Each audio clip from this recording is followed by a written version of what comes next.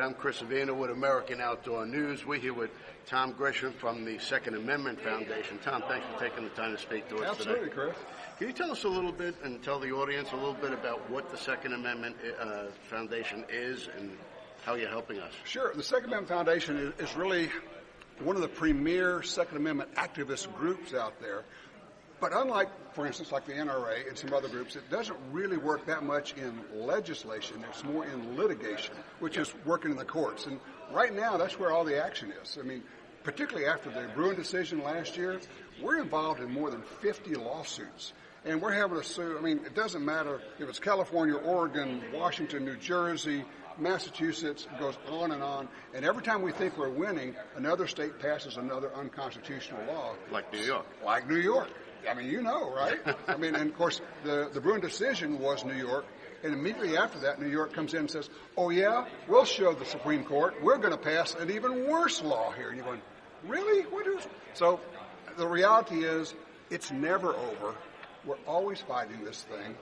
And I tell people, this is a long-haul deal. You know, we've been working on this for 50 years or more. We will be working on this for 50 years in the future. And everybody's got to saddle in and just say, okay, this is what we have to do. Well, do you feel that the American public's opinion has shifted on gun control? Great question. I love the idea that the American public has shifted its opinion. And I think it has, but probably not the way a lot of people think. I think the American public is very much more in favor of the Second Amendment. If you look back 20, 30 years ago in polls, the majority of the people were actually in favor of banning a number of guns, particularly handguns. Now, when those same polls are done, 60% of the people are saying they're not in favor of banning guns. So even though you've got the media fighting it and Hollywood fighting it, and you've got all these messages out there, I think they're falling flat. Well, I know Joe Biden has been a big proponent on the assault weapons ban. If there's a federal ban on assault weapons, is that going to really do anything? Well, first of all, he can't pull it off. Of course not. Congress is not going to pass it. Secondly, we now know it's unconstitutional. If you look at the Heller decision, the Bruin decisions out of the Supreme Court, they said you cannot ban guns that are in common use for lawful purposes. The AR-15, for instance, there are 24 million of them out there being owned. That's common use, so they literally cannot ban it. But to your question, clearly this is not going to do anything. Criminals are not waiting for permission. They're not saying, oh, gee, we can't own this gun, so I can't, have this robbery. I can't commit a crime. It's window dressing. It's security theater. But more than that, it's about control. And it's about some group of people, elites, wanting to control us. You'll notice that all the people who are pushing these all have private security. Yes. They won't be affected by this, and they don't actually care if we get raped, robbed, or killed. Yep. That's just it. But do you feel that the media has helped perpetuate this narrative?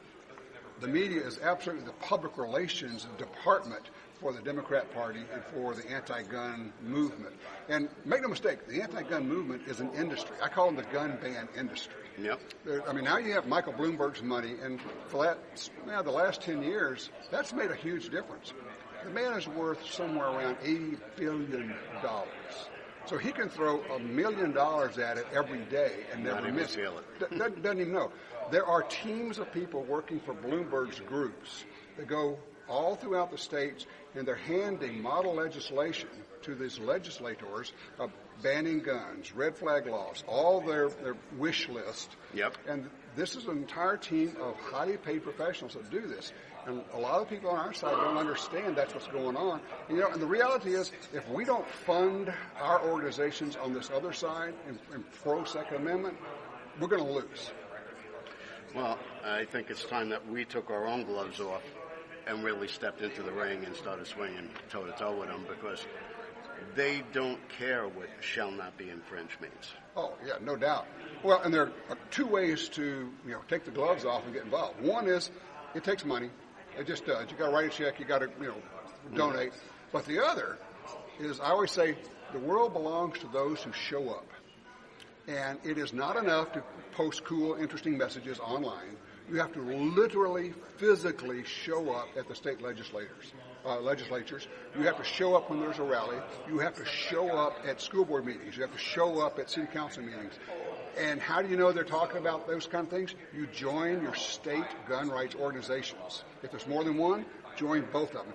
Now you'll get that information, right? Yep. I mean, New Yorkers know. I mean, New Yorkers have really figured this out, and they've organized, and they show up, and they get things to happen. Sometimes people say, well, why would I even bother in New York? Why would I bother in Massachusetts? Because if you don't bother, they win. It's a trickle-down effect.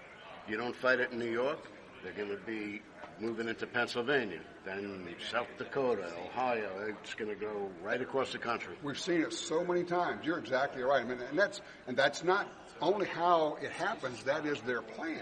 Yep. They'll go to the easy places first. It's kind of like what they've done with which guns can we ban.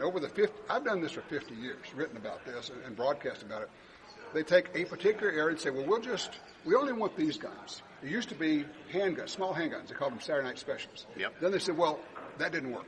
Let's try, we'll call them sniper rifles, bolt action rifles. That didn't work. I said, well, people are kind of afraid of machine guns. Let's convince them that the AR-15 is a machine gun, and that's where they are right now.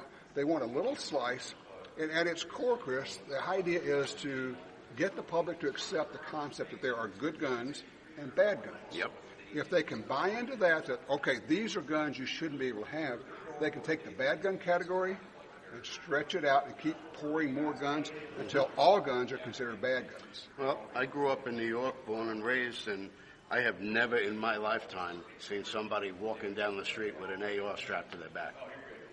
Don't happen. No, and in some states it does happen, and guess what? They're not committing crimes either. Nope. You know, it's just, so it is a battle, and I know people get tired of it. I get tired. You think, man, I shouldn't have to do that. And you're right. We should not have to do it, but we do have to do it. Exactly right. So, the question is, what is each person going to do? What are you going to do? You can't say, well, what's the NRA doing? What's the Second Amendment Foundation doing? No, each person has to get involved and commit and say, I'm going to do this. Then I'm going to call my buddies, and we're going to get involved, and we're all going to go to the legislature. And we're going to give money to the groups that are fighting it in the courts because, man, it takes a ton of money to hire all these lawyers.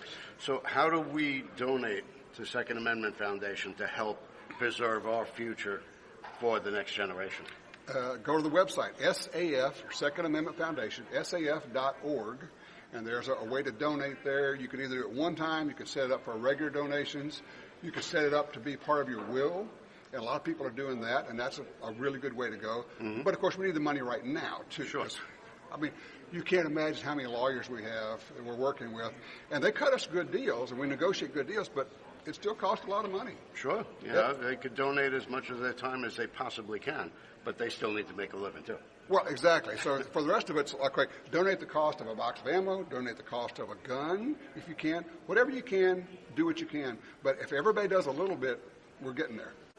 Tom, with 50 years of experience in broadcasting and fighting for gun rights and following your podcast, how can my audience follow you and stay up to date on the current issues? Sure. Well, right now, most of what I do is through the radio and podcast. Gun Talk is the name of the show, Gun Talk Radio. And you can go to guntalk.com, or you can go to guntalk.com/radio. You find me. Honestly, if you put Gun Talk into any web search, we'll pop up. And so we're doing the show. It runs on 270 radio stations, but then it appears as a podcast.